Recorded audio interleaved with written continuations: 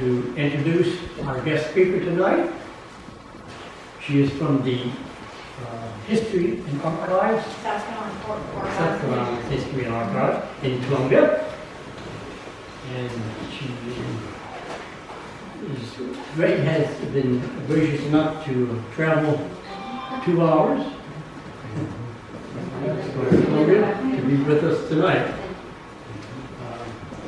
It gives me great pleasure now to introduce to you An Evening with Elaine Rohr.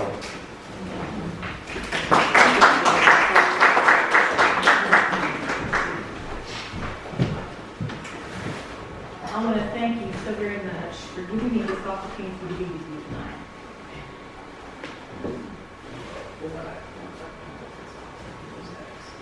Okay, all right. We'll try. Yeah, I think that might work. Okay, thank you. Okay, when Mr. Widener called me a few months ago and asked me if I would speak to you about Thaddeus Kosciuszko, I told him, well, I didn't know. I really didn't know about that because I'm actually the archivist at the State Archives that helps people do work in the Revolutionary War records. So what I know there are records. I'm no expert on battles, I'm no expert on generals, and I'm certainly no expert on engineering. In fact, I'm not that very good on that. So I said, well, okay, I'll think about this and I'll get back with you in about 2 weeks. So I got to thinking about it and I got to looking at some things. We have archives, we have the papers and things in green, we have the Continental Congress papers there. And I found a lot of things online, a lot of journals. It's just amazing now what's really out there digitally. And I did some biographies on Kosciuszko, and I decided, you know, this is a pretty interesting person. There's some controversy about various things he did, but he's a very interesting person. So I thought, yeah, you know, I think I can do this. I think I'd like to do this. So anyway, so I called him back, and he was very happy that I said that I would do that. And so I'm here to share this information, and so this is where we are. However, just remember, I'm no expert on that stuff, okay? I'm the archivist at the South Carolina Department of Archives and History. So. Because you're an expert. Not a whole lot. But anyway, okay, all right.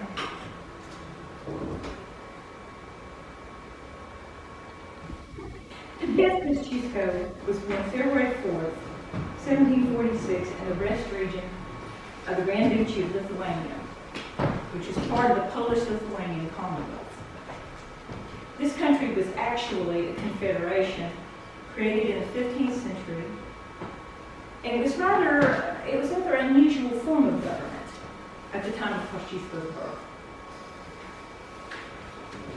In the 16th century, the country had adopted a new system of government in which the aristocratic leaders elected the monarch, the king, who had to consult the legislature, called the Senate, for various actions, including the collection of new taxes and declarations of war, and who had to respect various freedoms, such as freedom of religion. Now, at the very same time, these aristocrats, who composed only a very small percentage of the population, denied the same rights that they held here to the majority of the rest of the people of the country, serfs. These peasants were locked in a holdover form of bondage from medieval days, in which they were compelled to work the lands for the lords of the manor.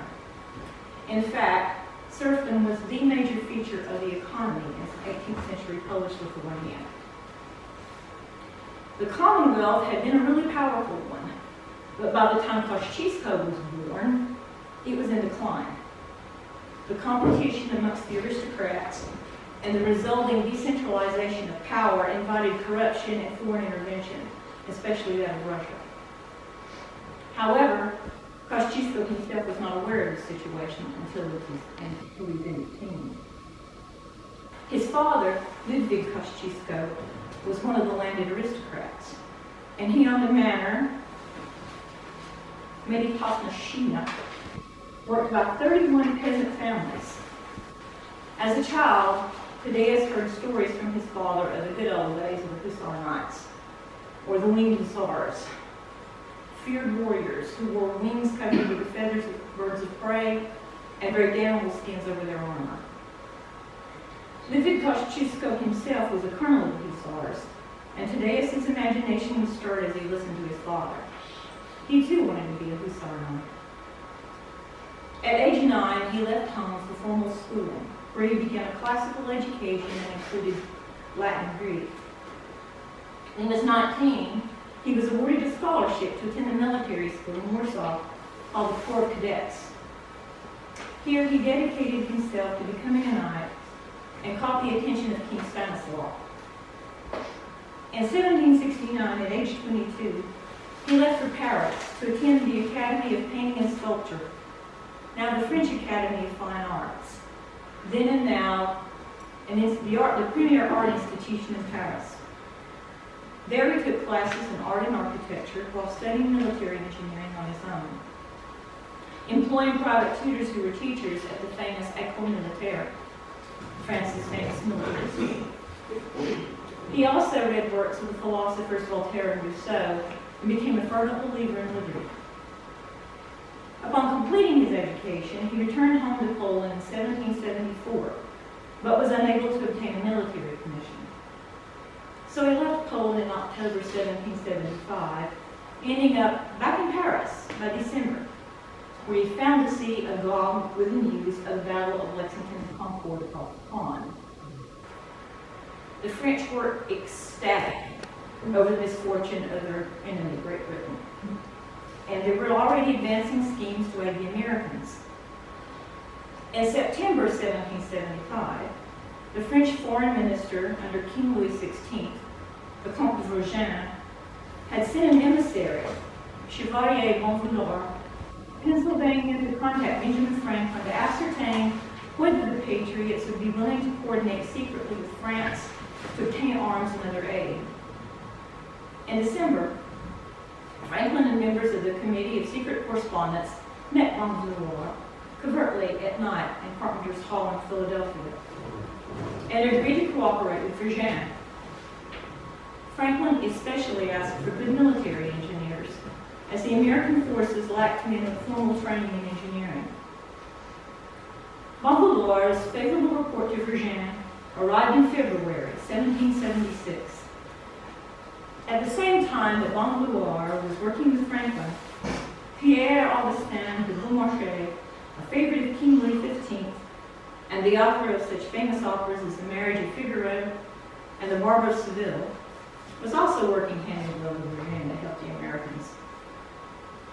In June 1776, Vauban channeled $1 million to a shell corporation Beaumarchais had created to funnel money for arms and engineers for America. Spain promised another $1 million. How Kosciuszko came to meet or be recommended by Beaumarchais, no one knows. However, by the end of June 1776, he was sailing with other Poles as well as Frenchmen to America. That voyage was rough. The ship was destroyed in a tropical storm just off Martinique, and Kosciuszko and his companions had to kick their way ashore. He finally made it to Philadelphia at the very end of August, where he found the city on edge. The British had arrived in New York Harbor August 12th with 400 ships and 32,000 troops. It was an armada. George Washington had been overwhelmed at the Battle of Long Island on August 27th, and the British had captured New York City. The Continental Congress and the new state of Pennsylvania knew it was just a matter of time before the British turned their attention to the Delaware River and the rebel capital of Philadelphia. On August 30th, Kosciuszko presented his credentials to Congress and volunteered to aid the Pennsylvania Committee of Safety to fortify the Delaware River. The ongoing defenses with which Kosciuszko helped included a system of huge chevaux de frise, a group of large structures 30 feet square with spear-shaped and iron-tipped wooden posts jutting up to rip out the bottom of British ships. The chevaux de frise system was sunk under stone ballasts under the surface of the river in October 1776. Since 2007, archaeologists have been locating and recovering spears from this extensive chevaux de frise system, And here's an example of some of their wonderful finds. Before arriving in America, Kosciuszko had acquired no practical or hands-on military experience. But here on the Delaware, he put his professional training to use for the very first time, laying out plans for both Fort Billings and Fort Monroe on the New Jersey side of the river. These forts, together with Fort Mifflin on the other side, would protect the approach to Philadelphia. In October, while working on the fortifications, Kosciuszko received his commission as Colonel of Engineers in the Continental Army. And by the end of the year, he had met and had become fast friends with General Horatio Gates. Gates had been visiting various members of the Continental Congress from December through March, ostensibly taking time off for his health, but actually politicking to unseat his old rival, General Philip Schuyler, because he wanted to be the commander of the Northern Army. On March 25th, 1777, Gates got his wish, and soon after made a formal request for Kosciuszko to join him at Fort Ticonderoga as an engineer. Soon after, Kosciuszko left Philadelphia and arrived at Ticonderoga May 12th. The American combined forces under Benedict Arnold and Ethan Allen had taken Ticonderoga from the British just a year before, and they had found it in a dire state of decay. Since that time, the Army had worked diligently to restore the fort and build new redoubts. Kosciuszko immediately went to work helping the engineer already at the fort, Colonel Jefferson Baldwin, shore up the defenses. At the same time, unknown to Kosciuszko, British General John Burgoyne was undertaking a new plan to stop the rebels by taking the Hudson River and cutting off New England. Burgoyne would drop down from Canada with approximately 8,000 British and Hessian troops. General Sir William Howe, commander of the British Army in America, would sail up the river from New York City from the south, and Lieutenant Colonel Barry St. Leger, leader of the British frontier war against America, with a mixed force of British regulars, Hessians, Indians, Canadians, and Loyalists, would march from the west to put a pincher on the Americans and force them to give up the Hudson and the war. The plan went smoothly at first. On the night of July 4th, Burgoyne surrounded Fort Ticonderoga and placed cannon on top of a high mount overlooking the fort, Sugarloaf. The Americans were only approximately 2,500, maybe 3,000 at the most strong. And most of these were, as Schuyler described it, boys and men too aged to fill. They were all poorly armed, without adequate supplies, and many were sick. Fearing a siege that would result in eventual surrender, they retreated south toward Albany. Under cover of darkness the following night, the British set out the next day after the Americans. However, under orders from General Schuyler, who had replaced Gates as commander of the Northern Army in May, Kosciuszko implemented a scorched earth policy that kept the British at bay. He barricaded roads, diverted streams, demolished bridges, destroyed crops, and carried away livestock. Thanks to Schuyler and Kosciuszko, the British were successfully delayed until the Americans could recuperate, recruit more troops, and become battle ready. On the retreat, Gates replaced Schuyler as commander of the Northern Army. And one of his first objectives was to locate a good piece of ground on which to make a stand against the inevitable British advance. His choice was a not-so-good one on an indefensible floodplain. I'll try to show that to you. Go over here, right in there.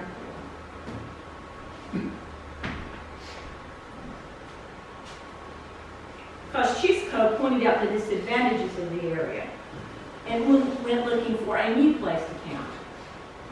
He chose Bemis Heights near Saratoga, which turned out to be an excellent choice for a defensive position.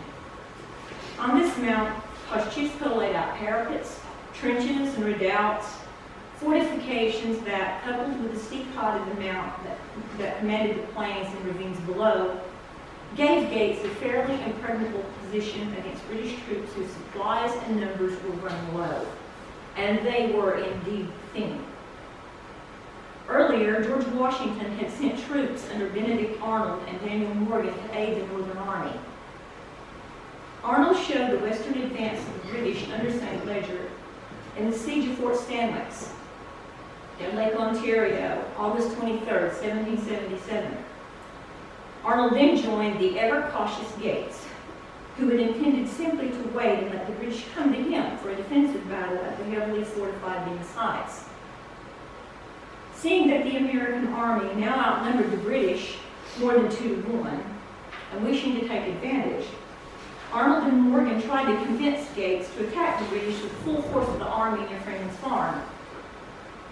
The stubborn Gates refused, but after a goodly amount of forceful debate with Arnold and Morgan, Gates finally allowed Arnold to take his own division out on the offensive. Arnold and Morgan worked together to win that first American victory at the so-called Battle of Saratoga. This was on September 19, 1777. The clash at Freeman's Farm greatly weakened the British Army, who had temporarily withdrawn from the field. However, Gates refused to send further aid to Arnold and Morgan to press the enemy, which might have resulted in the collapse of the British center. When Burgoyne saw the Americans hesitate and retreat, he contemplated turning around and attacking Bemis Heights the next day. However, General Howe's troops still had not joined him as planned, and until they arrived, Burgoyne did not want to attack. Luckily for Gates and for America, Burgoyne never got those reinforcements. General Howe's dislike of and competition with Burgoyne had come to play. Howe had no intention of aiding his rival to gain a position of fame and fortune greater than his own. Therefore, instead of marching north toward Saratoga to aid Burgoyne, as he was supposed to do, he decided to go west to take the American capital, Philadelphia, instead. Finally, realizing that no one was coming, Burgoyne decided to move against Bemis Heights as a last chance gamble on October 7, 1777.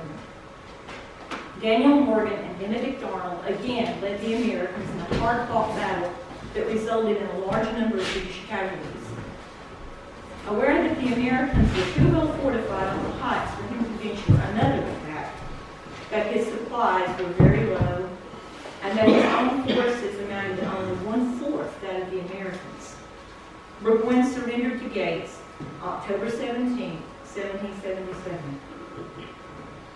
Although Gates would be celebrated as the hero of Saratoga, Arnold and Morgan, with their daring and strength, and Kosciuszko, with his wise choice of Bemis Heights and the fortifications he built there, were the true heroes. Of course, William Howe's rivalry with Vauban didn't hurt. Soon after Saratoga, Gates left for Fort Pennsylvania, where the displaced Continental Congress was ensuing. He was given a new job, president of the board. Meanwhile, the Northern Army, including Kosciuszko, marched to Albany, where they made camp. Kosciuszko hoped to rejoin Gates, who was planning a campaign to again try to capture Quebec. But Gates' Quebec dream fell through, and Washington decided he had other plans for Kosciuszko, helping create fortifications at West Point. In February 1778, General Sir Henry Clinton replaced Howe in New York. Washington knew that the British would once again try to take control of the Hudson River, and that the Americans needed a strong defense of the Hudson River. He chose West Point and the New York Highlands because of its location. Kosciuszko arrived there in March. West Point sat in a great S curve on the Hudson. The American Army under Thomas Machen had placed a great chain across the Hudson River at this location. I'm not sure if you can see that, but it's right there. Okay, mark.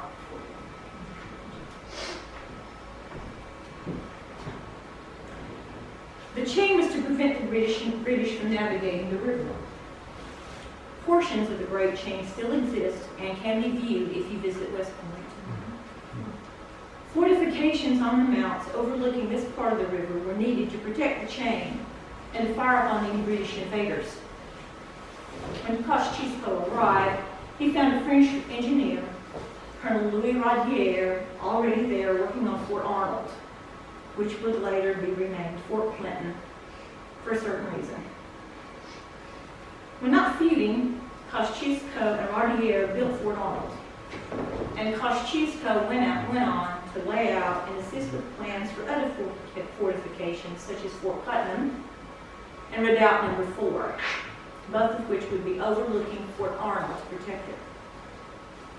Kosciuszko spent 2 years helping create the famous bastion at West Point, but he wasn't happy there.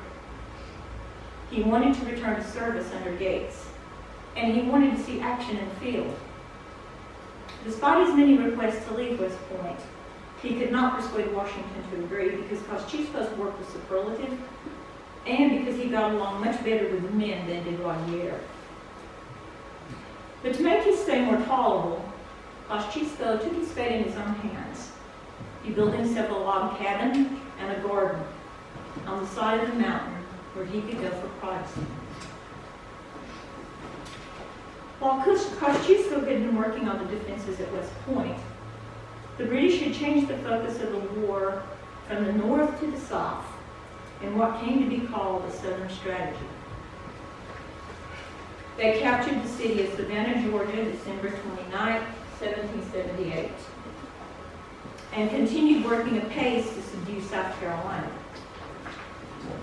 By March of 1780, they had blockaded the port of Charleston and begun a siege that ended May 12, 1780, with the surrender of General Benjamin Lincoln and his army of 5,000, the largest American surrender until the Civil War.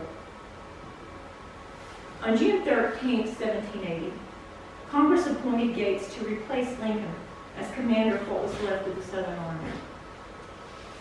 2 weeks later, Kosciuszko wrote Washington again, asking to join Gates. This time, Washington agreed, and Kosciuszko left West Point for North Carolina the 2nd week of August. By the time he arrived in Hillsborough, North Carolina, this was where most of the people from South Carolina had all had gone. Can you make out where Hillsborough is over in this direction? That's all sort of blurry. Okay, by the time he arrived in Hillsborough in October, Gates had already suffered a terrible defeat at Camden, and Nathaniel Greene had been appointed to take his place. Greene soon came to like Kosciuszko and asked him to remain with him as an engineer. While serving under Greene, Kosciuszko spent most of late 1780 and early 1781 seeking sites for and fortifying the Army headquarters as Greene moved about the Carolinas.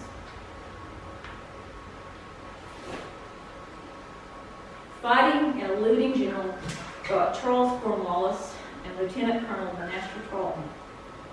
He also planned and oversaw the construction of a fleet of light boats that helped Greene's quick retreats after Daniel Morgan's victory at Cowpens and the so-called race for the Down River of both Greene and Cornwallis prior to the Battle of Guilford Courthouse, March 15, 1781.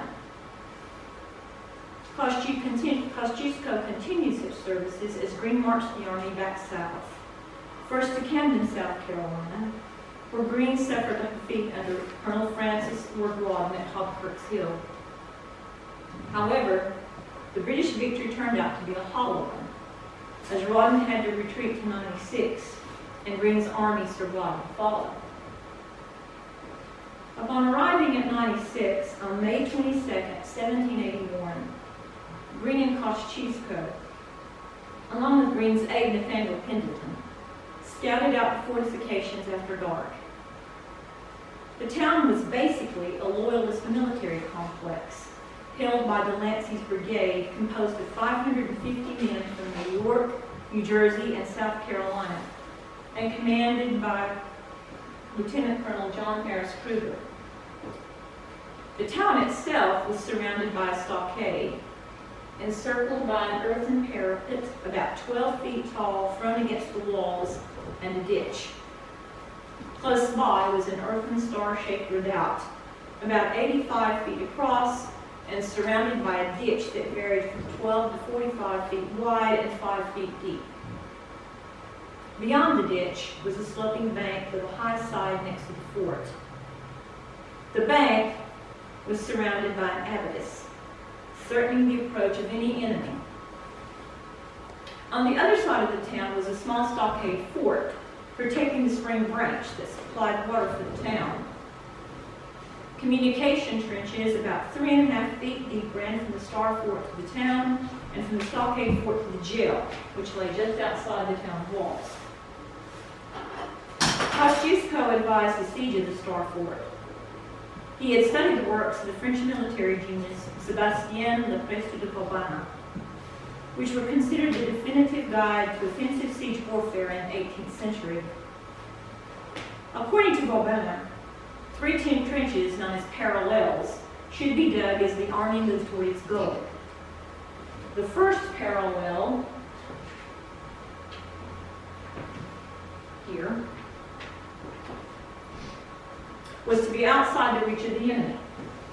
Once it was dug, redoubts for artillery would be placed in front. Zigzag trenches would then be dug to the spot where a second parallel would be created. Then another set of zigzag trenches would lead to the final third parallel, from which the infantry would then assault the enemy.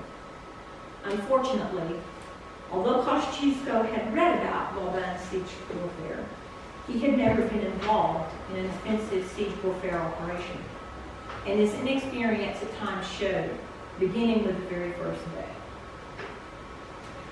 On that first night at 96, Kosciuszko and his sappers started digging the first parallel only 70 yards away from the Star Fort. Kruger spotted them, bombarded them, and sent out a sally that destroyed their works, killed many of the men, and captured their tools. Hard lesson learned, Kosciuszko began digging anew the next night, about 300 to 400 yards away. For days, sappers worked to successfully complete the first 2 parallels in the hot summer heat, all the while under fire from the fort and warding off sallies sent by Kruger at night. On the night of May 27th, the Americans built a battery, only about right here.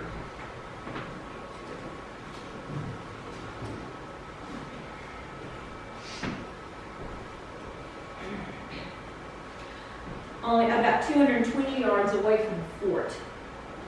Once the third parallel was completed, Kosciuszko commenced work on a tunnel called a mine, intended to run beneath the fort. Explosives would be packed in the mine and then detonated, blowing up people inside the fort. Unfortunately, the mine had to be abandoned just feet away from the fort.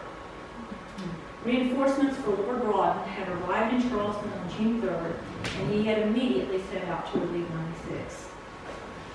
Greene saw the bad news in a Charleston newspaper, and he realized that Rawdon was on his way. Knowing he had little time before Rawdon arrived, Greene ordered an assault on the fort on June 18th. The attack failed, and Greene was compelled to withdraw the next day. He left the British in possession of the fort, but, just as at Hobkirk's Hill, Greene's forces had inflicted enough damage on the enemy so that the British victory was Pyrrhic. Greene's siege had so devastated the town that Rawdon, on arriving, deemed the British position untenable. So once more, the British retreated, and the American army lived on. After 96, Kosciuszko's role in Greene's army reverted to being one in which he surveyed rivers, located campsites, and planned fortifications for them, and attacked the enemy. The role was actually very important, as Greene needed advantage of ground and quick means of retreat as he relentlessly pursued the British to Charleston. On October 27, 1781, Greene learned of the American and French victory at Yorktown.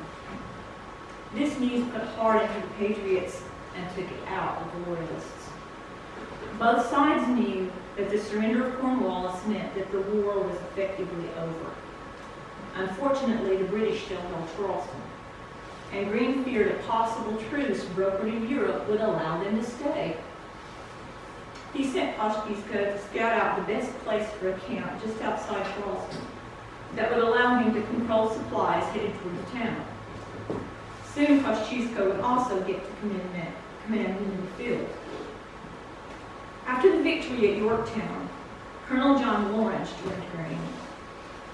Always impetuous, Lawrence rashly engaged the British in a foraging mission on the Combahee River and was killed August 27, 1782.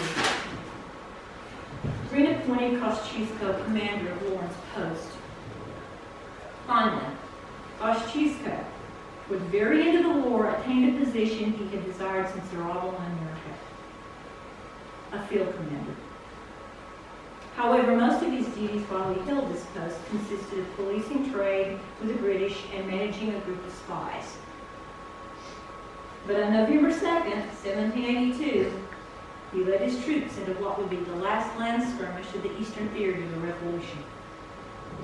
Receiving news from a spy that the British would be cutting wood on James Island near Fort Johnson early in the morning, Kosciuszko planned to surprise them. Although the Americans killed a large number of the enemy, they were forced back and had to retreat. The next month, the British left Charleston. On the same day that the last of the British embarked at Gadsden's Wharf, December 14th, Greene marched in. Kosciuszko, whom Greene termed among the most useful and agreeable of my companions in arms, rode in with Continentals. He helped Greene's wife Katie plan the decorations for the celebratory ball, and in April, upon receiving news of the peace treaty signed by Benjamin Franklin with the British, he prepared a fireworks exhibition on James Island to celebrate the end of the war. With the war concluded, Kosciuszko sailed Charleston to Philadelphia in late May of 1783, with plans to quickly return home. Unfortunately, he was followed in America for another year, attempting to receive his back pay. Living with friends and off loans, and finally realizing that payment may never come, he borrowed enough money for his passage home and left. He returned to Poland in August 1784. In financial straits, and with no hope of receiving pay for his American services, he joined the Polish army, and on October 12, 1789, he was commissioned Major General. By 1790, he had become second in command to Prince Józef Poniatowski. He used his position to further reforms, arguing that peasants and Jews should be full citizens of the Commonwealth. His work helped bring about the May 1791 Constitution, which promoted these reforms. Only 1 year later, however, in May 1792, Russia invaded Poland. And Kosciuszko rose in the ranks of the army as he led his men to victory at such battles as Dubyanka, where he defeated 25,000 Russians with only 5,300 men. He did this by applying the practical knowledge that he had gained with his hands-on experience in the American battlefields and applied that to the European battlefields. When King Stanislaw of Poland decided to sign a ceasefire with Russia in July 1792, at the high point of most of this, the shocked Kosciuszko resigned his commission. The following year, he led a doomed uprising, winning such battles as that of Rasovice, April 4, 1794. However, this uprising was very short-lived. crushed by the Russian army only 7 months later, on November 16, 1794. He was taken prisoner back to Russia and remained incarcerated until a general pardon was issued in 1796. Kosciuszko then briefly returned to America, where he made acquaintance with Thomas Jefferson. Kosciuszko's finances continued to be strained. He lived modestly in Philadelphia in a small portion of a house. Actually, he lived, you can visit this house now, but he only lived in a little section in the very back here. Where he lived in a small section of the house supported by his circle of friends. In 1798, Kosciuszko departed America once more, never to return.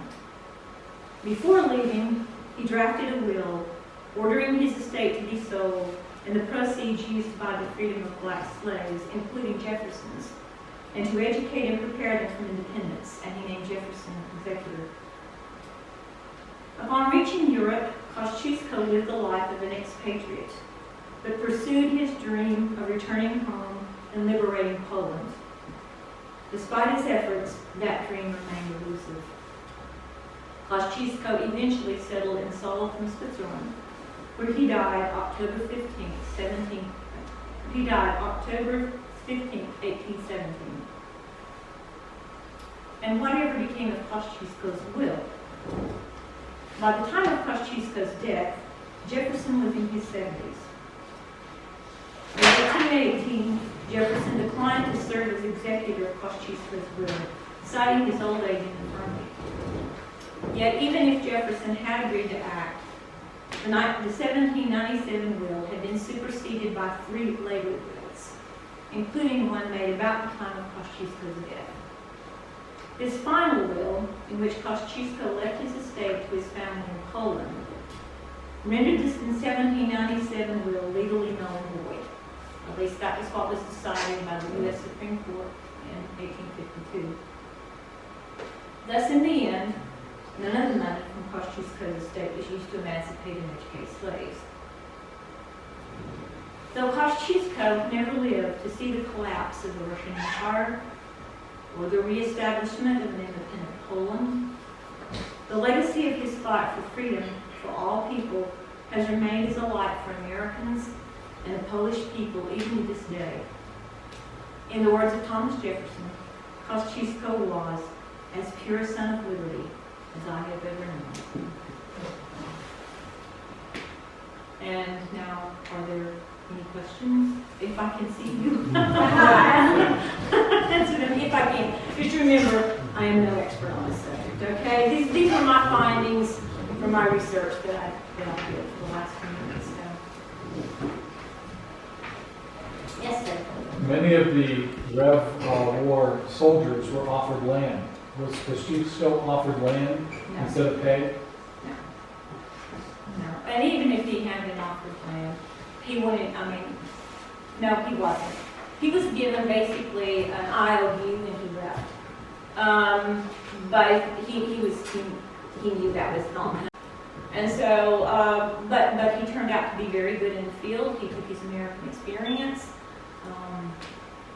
And he worked very hard. With some of the other Polish peoples, he worked very hard because they wanted to get the reforms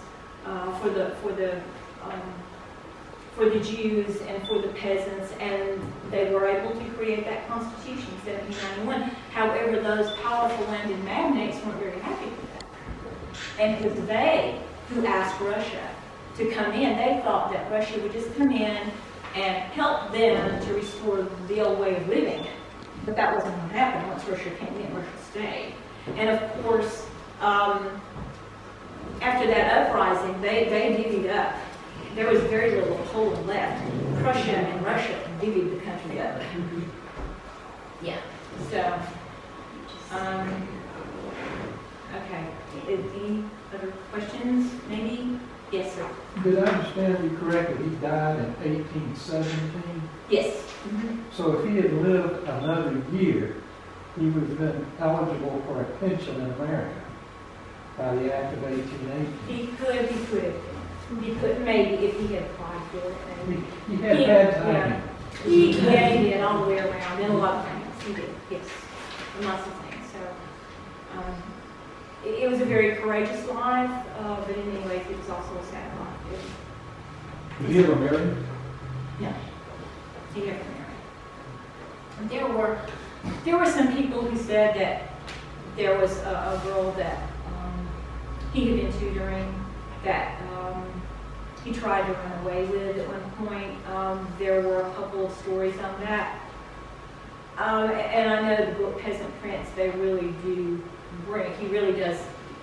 The gentleman who wrote the book is very fond of Kosciuszko, and he was really into that theory, and I'm not really sure absolutely for fact that really took place. Maybe it did, maybe it didn't.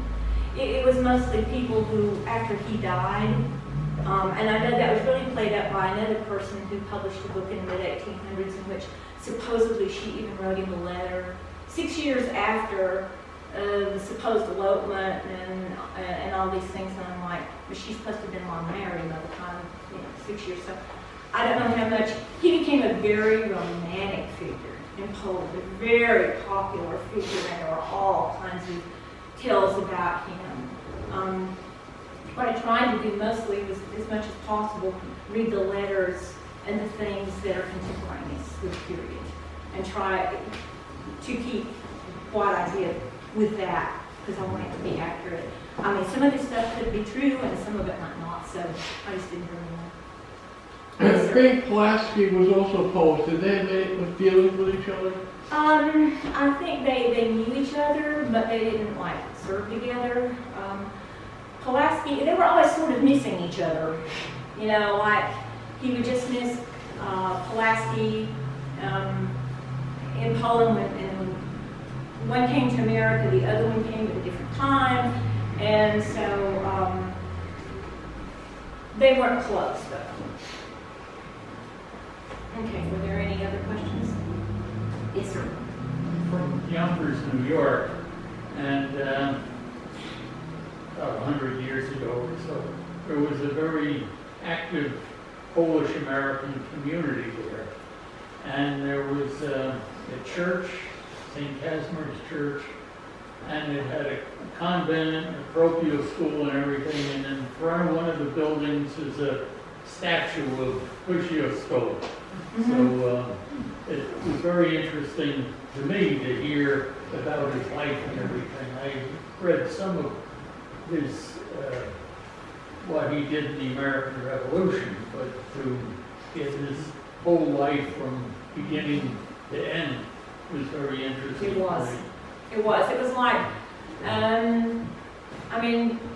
it seems almost appropriate he was born in the type of country that he was born in, where you would have part of the people would have the freedoms, the other part wouldn't, and he's going to fight, he's going to come to America, he's going to fight, he's going to go back there and fight, and he's always fighting either mentally or physically in some manner, basically, from the time he was a teenager till the time he died.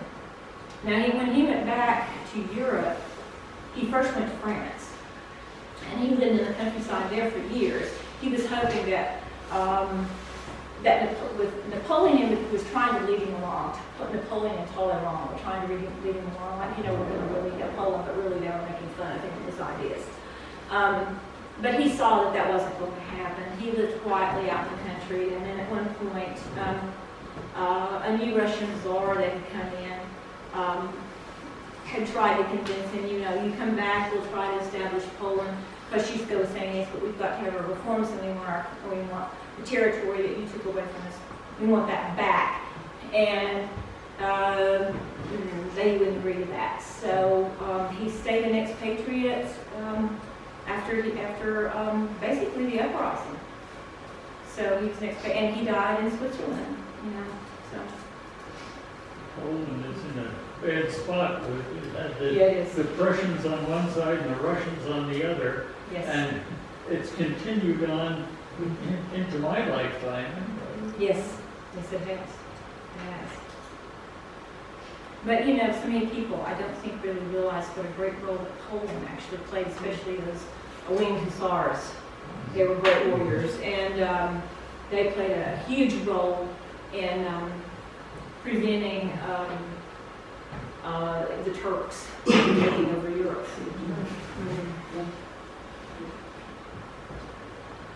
So, are there any more questions, maybe?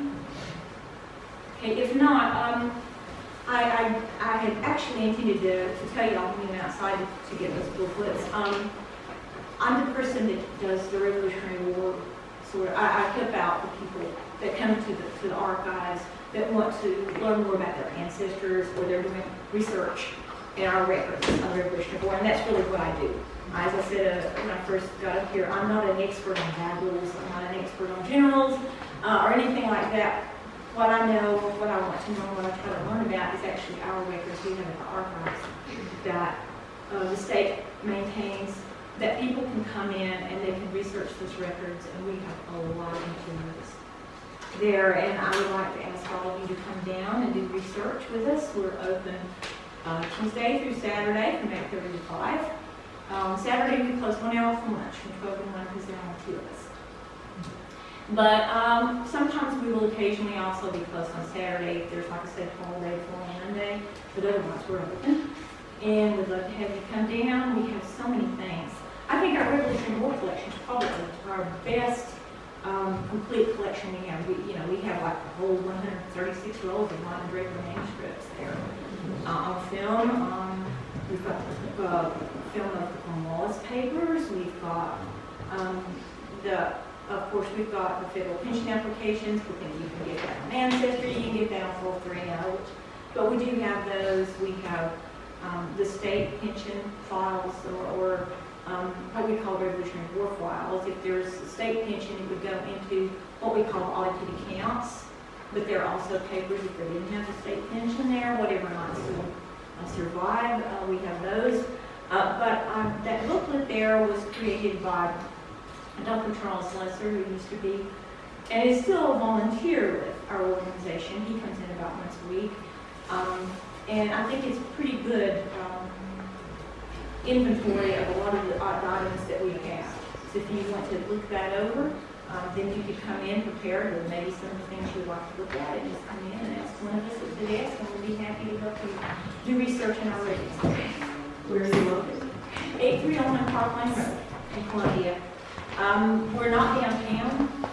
We're about 8 miles out, and so you get parking really easily. Like downtown where we used to be a few years ago. Anyway, again, I want to thank you for having me here.